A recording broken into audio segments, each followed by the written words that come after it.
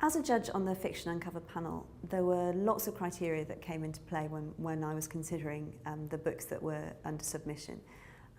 Obviously, the key thing was literary merit.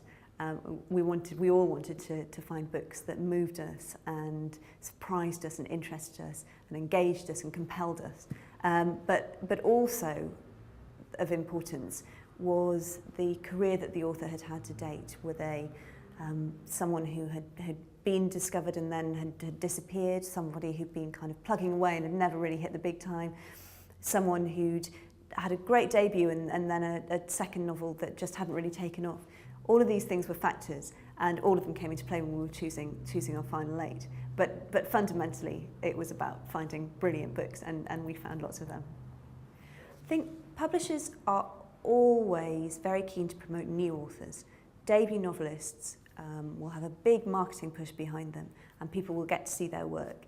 And if you look at the Orange Prize shortlist for this year, 3 of the 6 authors are debut authors, and we know that publishers are interested in pushing these people. But once you get to the second novel, that's when things start to get difficult. You don't have that big marketing campaign behind you anymore. Your second novel is supposed to rise or fall on its own merits, but actually that's a really difficult thing to do, because if you're not out at the front of Waterstones, you're not on the first page of Amazon, and you're not in the supermarkets, people just don't know that you're there.